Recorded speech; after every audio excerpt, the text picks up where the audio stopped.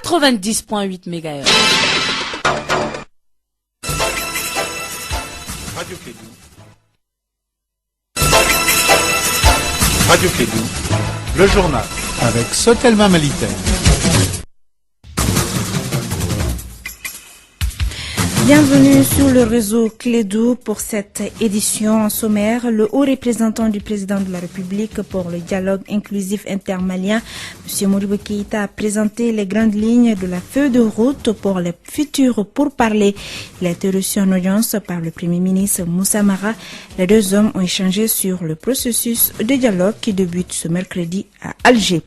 Coup d'envoi de la 8e édition d'Oxygène, c'est la ville d'Ekita qui accueille cette édition de 2014. Le thème retenu est participation des enfants et des jeunes à la construction citoyenne et la culture de la paix. Sport football, championnat national Ligue 1 Orange, la 23e journée a tenu toutes ses promesses ce week-end. Les Sobe a battu l'USFAS 1-0. C'est sur ce même score que le Djoliba AC et l'ASB se sont imposés respectivement face à l'AS Police et Onyana. En Coupe du Monde Brésil 2014, l'Allemagne remporte le trophée. C'était hier à Rio de Janeiro. Les Allemands se sont imposés 1-0 à la fin de prolongation face aux Argentins. C'est tout pour le sommaire qui vous sera présenté par Assetou Kanté, mise en onde par Cheikh Koné.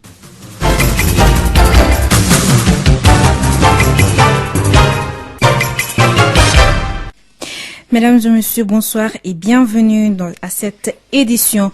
Le Premier ministre, chef du gouvernement, Moussa Mara, a reçu ce samedi à la primature le haut représentant du président de la République pour le dialogue inclusif intermalien, M. Modibo Keïta.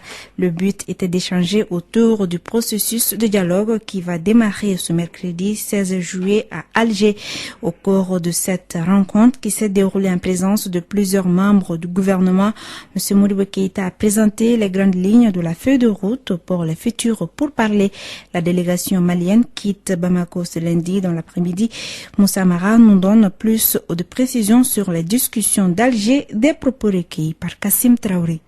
Donc nous nous engageons dans ce processus animé par la volonté de faire en sorte que ces futurs accords soient les derniers pour toutes les questions du nord de notre pays. Nous allons y participer au niveau du gouvernement à travers une équipe constituée de plusieurs ministres sous l'égide du ministre des Affaires étrangères, M. Diop. Nous allons participer au processus avec une équipe de compétences, d'expérience avérées sur ces questions, de personnes qui ont une connaissance profonde de tout ce qui est en rapport avec les questions du Nord. Une équipe représentative de l'ensemble des composants de la nation malienne et une équipe de patriotes qui vont travailler avec les ministres pour que nous puissions arriver le plus rapidement possible à des accords inclusifs, détaillés, globaux, qui traitent de l'ensemble des questions pouvant entrer en jeu pour résoudre définitivement la problématique du nord de notre pays. Cet état d'esprit d'unité entre les fils et les filles du Mali, qu'ils soient du nord, du sud, de l'est, de l'ouest, qu'ils soient de Kidal, qu'ils soient de Kaï, qu'ils soient de Koulikoro,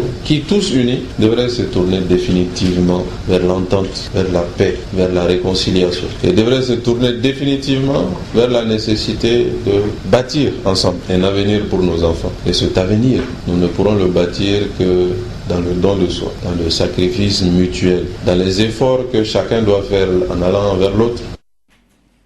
Du côté des groupes armés, cette réunion n'est pas considérée comme le premier round des négociations directes, mais comme une réunion technique qui doit permettre de définir le lieu et le calendrier des futurs pourparlers. La situation politique nationale, comment sortir de l'impasse, tel était le thème d'une conférence débat organisée à l'initiative du mouvement de la jeunesse Parena. Le principal conférencier était Tcheblin Dramé, président du Parena. En plus des critiques des 10 mois de gestion du président Ibrahim Boubacar Keïta, le Parena a fait des propositions comme l'organisation d'une assise nationale, l'élection de gouverneurs des régions par les assemblées régionales et la réunion des forces vives avant le début des discussions d'Alger. La conférence du Parena a eu lieu dans la salle des banquets du Centre international de conférence de Bamako. Le point avec Kassim Traoré. Le parrainat, après la publication de son mémorandum sur les 7 premiers mois du quinquennat du président de la République, revient à la charge. Tcheblin Dramé, président du parrainat. De toute évidence, le président s'est trompé de pays et d'époque. Il s'est cru à la tête d'un pays normal, alors que le Mali sortait à peine de l'abîme, et d'un long traumatisme causé par la rébellion, le coup d'État, l'occupation, l'effondrement de l'État et de l'armée. Lors de cette conférence débat, le président du parrainat dit ne rien comprendre de la gestion des affaires par l'équipe actuelle. Jamais depuis l'indépendance, le Mali n'a été dans une situation aussi difficile, aussi fragile. Jamais la crédibilité intérieure et extérieure d'un gouvernement n'a été autant entamée. Jamais les Maliens n'ont été autant déroutés. Le Mali, selon le bélier en chef, ne peut et ne doit pas rester dans cette situation. C'est pourquoi il propose doit réunir au plus vite une table ronde, majorité opposition, élargie aux autres forces vives du pays, pour élaborer une plateforme et une vision malienne qui seront défendues par les négociateurs du gouvernement. Cette plateforme devra convenir du principe du retour des combattants des groupes armés aux positions d'avant le 21 mai. Renouer avec la communauté internationale et l'organisation d'une assise nationale sont les recommandations principales du parrainat. Après cette conférence débat, le parrainat se dit prêt à toute rencontre. Après cette conférence débat, le parrainat se dit prêt à toute rencontre allant dans le cadre de l'application des dites recommandations. C'est parti depuis ce lundi pour la 8e édition d'Oxygène. L'édition 2014 se tient à Kita sous le thème Participation des enfants et des jeunes à la construction citoyenne et la culture de la paix, organisée par le ministère de la Femme et ses partenaires dont l'UNICEF. Cette rencontre, qui ne s'est pas tenue depuis 2 ans compte tenu de la crise, enregistre la présence des enfants venus de toutes les régions du Mali et de Bamako. La cérémonie d'ouverture a été présidée par les ministres de la promotion de la femme, de l'enfant et de la famille et de l'éducation nationale en présence des autorités administratives d'Ekita. Assassa Kliba est notre envoyé spécial à Kita. Déjà, à l'accueil des officiels, les enfants ont attiré leur attention sur un acte citoyen qui a disparu du système éducatif, un acte qui a marqué les ministres et leurs délégations, la montée des couleurs. Le ministre de l'Éducation nationale, qui va en guerre pour le retour d'une éducation de qualité avec des enseignants dignes, est tout à fait d'accord pour sa réintégration. Jacqueline Nanatogola estime qu'il le faut. Absolument. Dans tous les départements maintenant, tous les lundis, c'est la montée des couleurs. Et je crois que ça devrait être un réflexe pour tous les Maliens, parce que l'hymne, ça doit être notre fierté, parce que c'est le symbole du Mali. Comme dit l'autre, lorsqu'une nation se trouve confrontée à des défis comme ceux de la crise de notre pays, elle doit concerter ses filles et fils. Et l'édition 2014 se tient dans ce cadre, considéré comme un espace du donner et du recevoir, de tissage de liens d'amitié et de fraternité entre jeunes. L'objectif est de leur sensibiliser à la restauration de la paix et la construction citoyenne. Mais ont-ils les moyens de cultiver la paix? Fait-elle partie de leur devoir? La ministre Oumouba n'en doute pas. Peut-être ils ne se rendent pas compte que c'est leur devoir, mais certains s'en rendent compte. Ils ont le moyen, parce qu'ils ont le moyen de dire à leurs parents, vraiment, nous sommes fatigués de voir d'autres enfants mourir, souffrir. Nous sommes fatigués de voir d'autres enfants aller dans la rue et ne pas aller à l'école. Je suis sûr que ces enfants sont capables de dire cela. Et ils sont capables de dire qu'ils veulent aller à l'école et qu'ils veulent continuer jusqu'à des diplômes supérieurs pour être des cadres supérieurs de ce pays. Durant 5 jours, les enfants accompagnés de leurs encadreurs vont débattre sans tabou de toutes les questions ayant trait au thème.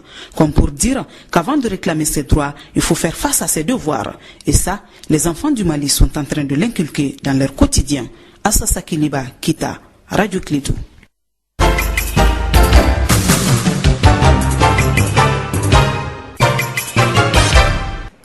13h passées de 9 minutes, nous poursuivons ce journal. La commission santé de l'Assemblée nationale a organisé du 10 au 13 juillet dernier une visite des terrains dans la région de Ségou.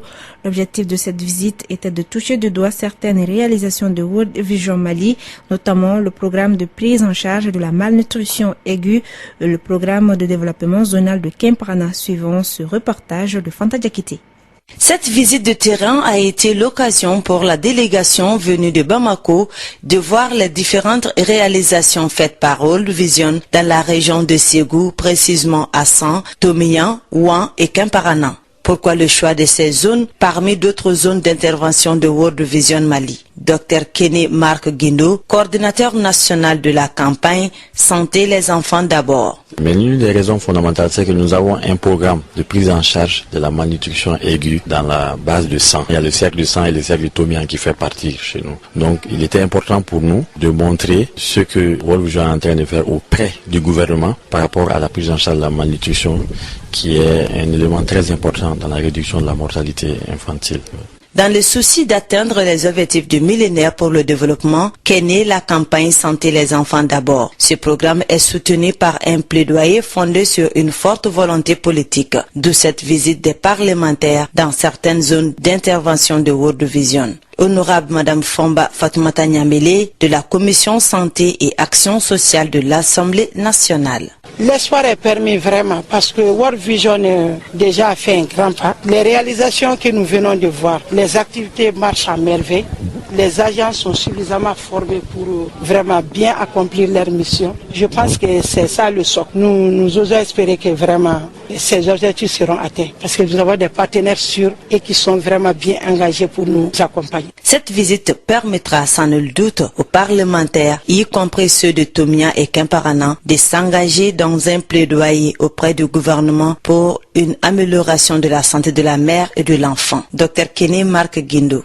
Les parlementaires ont pu constater ce que le partenaire est en train d'apporter en termes d'appui à l'État. Les communautés ont pu constater aussi l'engagement des parlementaires auprès du gouvernement, mais auprès des communautés qui les ont élus aussi. Et donc ça, c'est entre autres constats depuis que cette mission a commencé. Les interventions de World Vision Mali ont été suffisamment partagées avec toutes les parties prenantes afin de mieux soutenir les communautés bénéficiaires. Ici à Bamako, sensibiliser l'opinion publique sur l'encadrement des enfants malvoyants, c'était l'objet d'une rencontre tenue vendredi dernier au siège de l'UMAV, l'Union malienne des aveugles à Faladje. La technologie du management de l'enfant malvoyant et le contenu de la Convention pour la protection des personnes handicapées ont été largement abordés par les conférenciers. Je vous propose d'écouter Yeya Touré, coordinateur du projet Éducation inclusive des enfants malvoyants à l'Institut national des aveugles du Mali.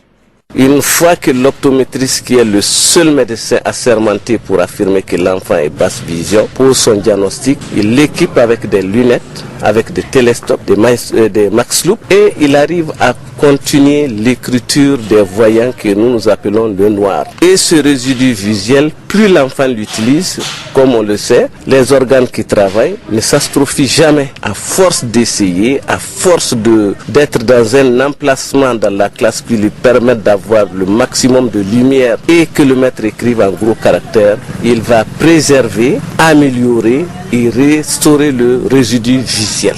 Notre attente, c'est surtout désormais comme d'emboîter le pas à Safe Saver, qui est l'organisme qui finance le projet depuis 2005. C'est de conduire des consultations de masse dans les écoles ordinaires pour sélectionner ces enfants malvoyants et les équiper pour qu'ils ne perdent pas le résidu visuel. Faire une mise à échelle du projet au niveau de l'État qui a beaucoup plus de moyens et beaucoup plus de ressources pour que les enfants malvoyants, les équipements dont ils ont besoin, surtout les cahiers grand format, les livres en gros caractères, qu'ils puissent accéder à ça.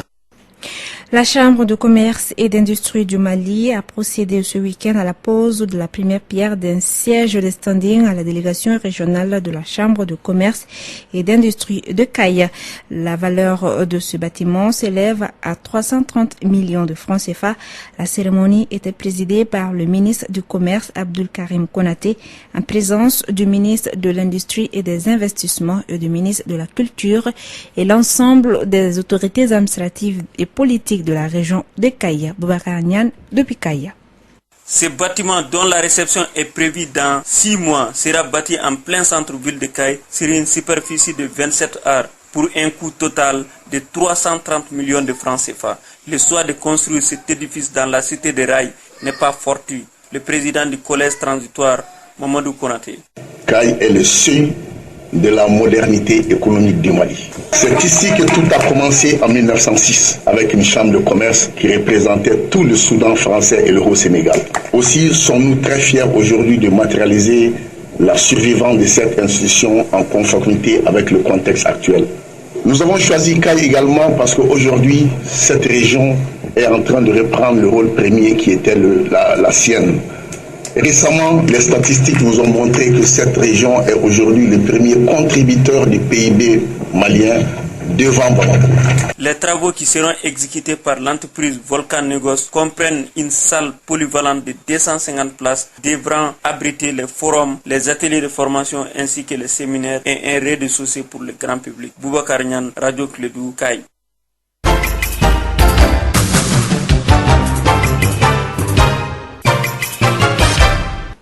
Sport football, championnat national Ligue 1 Orange, au compte de la 23e journée, le COB a battu l'USFAS 1-0. C'est sur ce même score que le Djoliba AC et l'ASB se sont imposés respectivement face à l'AS Police et au Niana. Le Luigi de Kidal a tenu en échec les 11 créateurs 0-0. Même score entre l'AS Real et l'AS Bakaridjan. Le leader s'est imposé face à la Somme 3-0. Avec cette nouvelle victoire, les Blancs totalisent 63 points, soit 6 points d'avance sur le COB, deuxième au classement. Belle victoire aussi de l'Office du Niger Sport sur le CS Dougouolonvla, 2-1. En basketball, les quarts de finale de la Coupe du Mali ont débuté hier dans la salle Moribo Keita. En série dames, Attack Club de Kidal a battu le Sony de Gao 87-35. L'AS Commune 3 s'est imposé devant l'USM de Koutiala 79-66. Chez les hommes, le centre Bintou Dambélé de Koulikoro a gagné 120-60 face à l'AFPSS de Gao. Le Debo Club de Mopti a obtenu son ticket pour les demi-finales sans avoir joué contre l'USFAS, les militaires étant suspendus. En effet, l'USFAS, qui a écopé d'une sanction suite à son refus de terminer un match du top 12 face à l'AS Police, ne s'est pas encore acquitté de son amende d'1 million de francs CFA. Pour revenir à la Coupe du Mali, les autres quarts de finale de la Coupe du Mali, le CAS de Sévaré jouera contre le Stade malien de Bamako et l'USFAS sera face au Djoliba AC en Dama. Et chez les hommes, l'Attack Club de Kidal sera face à l'AS Police et le Faso Kano jouera contre le Stade malien de Bamako. Et ces matchs se joueront à une date ultérieure. Finale Coupe du Monde Brésil 2014, l'Allemagne remporte le trophée. C'était hier à Rio de Janeiro. Après 24 ans d'attente, la National Mannschaft a été sacrée championne du monde en s'imposant devant l'Argentine 1-0 après la prolongation. Mario Götze a libéré le peuple allemand dans la prolongation en inscrivant le but de la victoire à la 113e minute. Avec 4 trophées, l'Allemagne rejoint l'Italie à la 2e place des nations les plus titrées derrière le Brésil, sacré champion à 5 reprises. L'Argentin Lionel Messi a été élu meilleur joueur du tournoi. Le trophée du meilleur gardien de but a été décerné à l'Allemand Manuel Neuer. Le Français Paul Pogba, 21 ans, a été élu meilleur jeune joueur de la Coupe du Monde 2014. Il est exactement 16h passées de 18 minutes. C'est la fin de cette 3e séquence d'informations qui vous a été présentée par Assetou Kanté, mise en onde par Cheikh Koné. Retrouvez à 18h Douba Dambélé pour le journal en langue nationale. Mais avant tout de suite votre émission Allo Clédou avec Yelimadi Konaté.